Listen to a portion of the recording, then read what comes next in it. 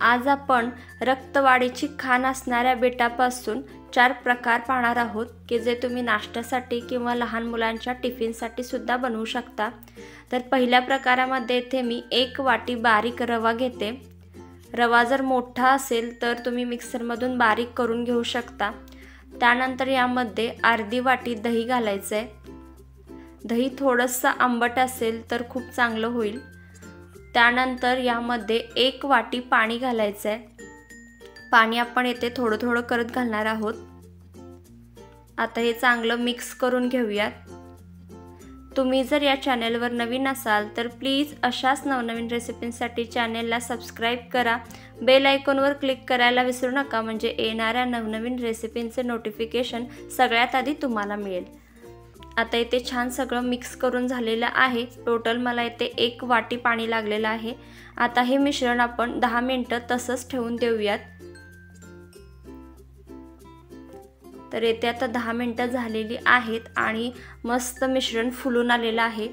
आता यामध्ये आपण 1 वाटी किसलेला पीठ घालणार आहोत। खूपच हेल्दी आणि टेस्टी अशी रेसिपी आहे, तुम्ही घरी नक्की ट्राय करून पहा। त्यानंतर यामध्ये 1 ते 2 बारीक कट केलेल्या हिरव्या मिरच्या, 1 बारीक कट केलेला कांदा आणि किसलेलं आलं 1 चमचा घालायचं आहे। मिरचीचं प्रमाण जर तुमच्या लहान मुलांना जसं आवडतं त्या पद्धतीने तुम्ही कमी जास्त करू शकता। त्यानंतर यामध्ये चवीनुसार मीठ घालायचं आहे आणि हे सगळं आता छान मिक्स करून घ्यायचं आहे। आता हे सगळं छान मिक्स करून झालेलं आहे। यामध्ये थोडं पाव चमचा हिंग घालूयात आणि पाव चमचा बेकिंग सोडा घालायचा आहे। थोडंसं पाणी घालूयात म्हणजे सोडा ॲक्टिवेट होईल आणि आता हे पटकन मिश्रण छान मिक्स करून घेऊयात।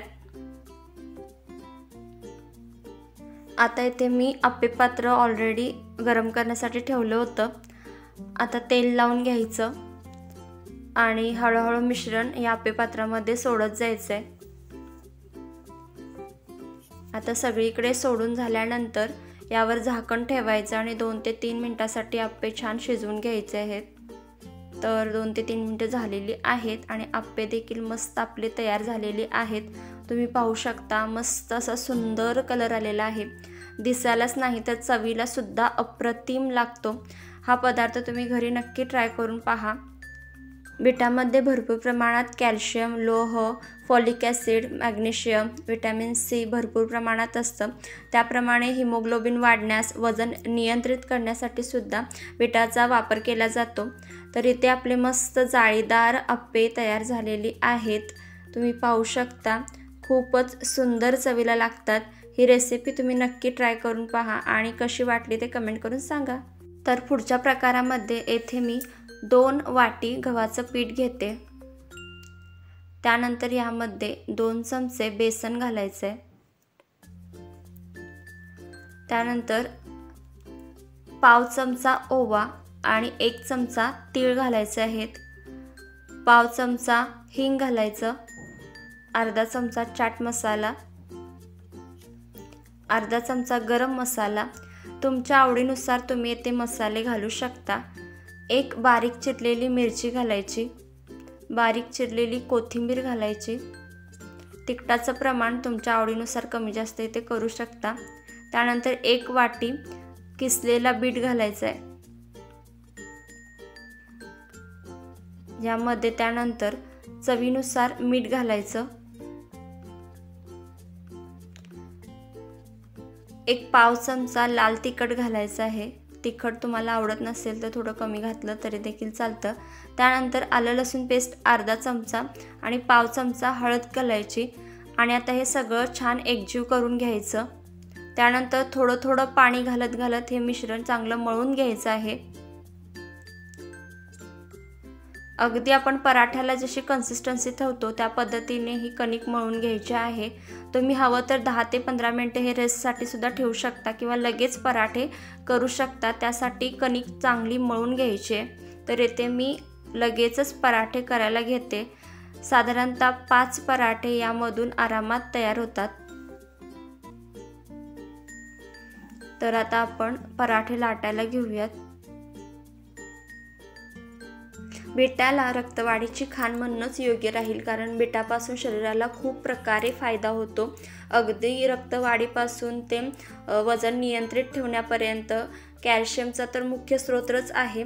गरोदर स्त्रियांसाठी सुद्धा बीट खूप फायदेशीर असतं. लहान मुलांपासून ते मोठ्यापर्यंत सगळ्यांनाच फायदेशीर ठरतं.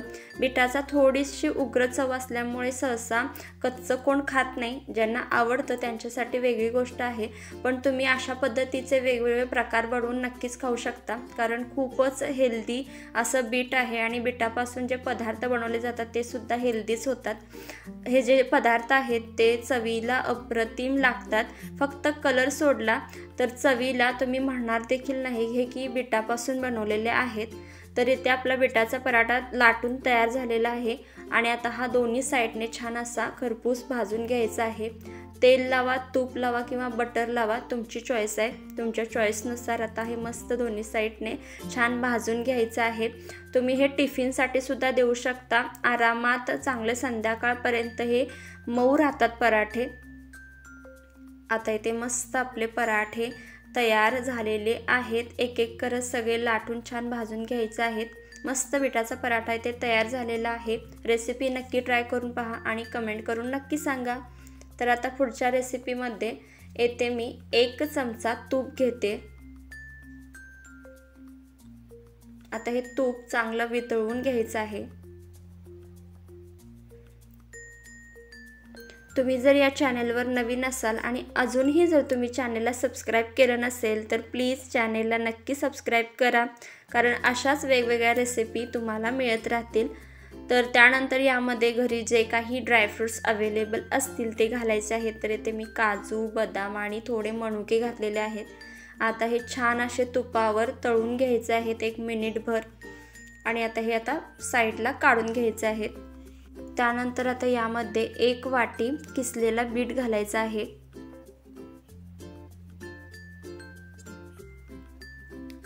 साधारणतः मिनिटभर तुपामध्ये हा बीटाचा किस जो आहे तो भाजून घ्यायचा आहे. तर इथे आपला बीटाचा किस भाजून झालेला आहे. त्यानंतर यामध्ये 1 वाटी दूध घालायचं आहे.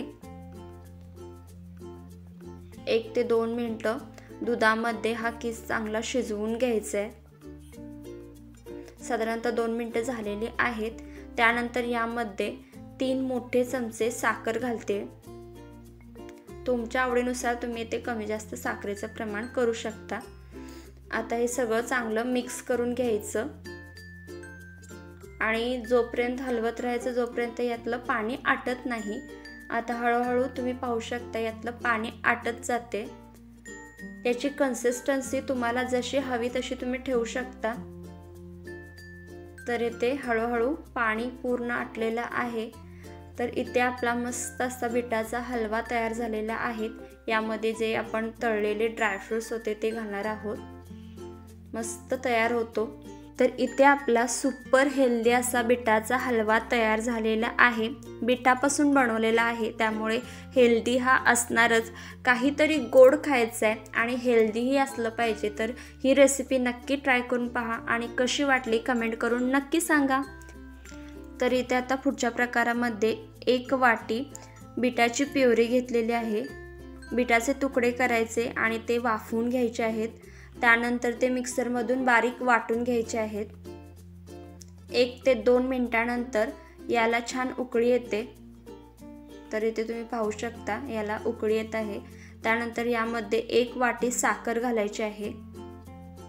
आता हे चांगलं मिक्स करून घ्यायचं आणि साखर वितळेपर्यंत हलवत राहायचं आहे. तर इथे आपली साखर वितळलेली आहे. त्यानंतर यामध्ये 1 चमचा लिंबाचा रस घालूयात. आता हे चांगलं मिक्स करून घ्यायचं आहे. तर इथे आपण बीटाचा जाम तयार करून घेणार आहोत. सकाळच्या घाई गडबडीमध्ये पटकन तुम्ही हे चपातीला किंवा ब्रेडला लावून लहान मुलांना टिफिनसाठी देऊ शकता. आता यामध्ये अर्धा चमचा व्हॅनिला एसेन्स घालायचा आहे. याने खूपच चांगला फ्लेवर येतो. जर तुम्ही हा जाम बाहेर ठेवला तर 7 ते 8 दिवस आरामात टिकतो. फ्रीजमध्ये ठेवला तर 15 ते 20 दिवस आरामात टिकतो. आता हे मिश्रण हळूहळू आळत आलेलं आहे. याची एक तार येईल इतपतच हे शिजवून घ्यायचं आहे। इथे तुम्ही पाहू शकता, तुम्ही हाताने देखील चेक करू शकता। लगेचच गॅस बंद करायचा, यापेक्षा जास्त पुढे न्यायचं नाही, नाहीतर मग साखरेचे क्रिस्टल तयार होतात। तर इथे आपला सुपर हेल्दी असा कोणताही प्रिझर्वेटिव्ह न वापरता बीटाचा जॅम तयार झालेला आहे। तुम्हाला सगळ्या रेसिपीज कशा वाटल्या ते कमेंट करून नक्की सांगा। लाईक, शेअर आणि सबस्क्राईब करायलाही विसरू नका। पुन्हा भेटूया अशा नवनवीन रेसिपींसोबत।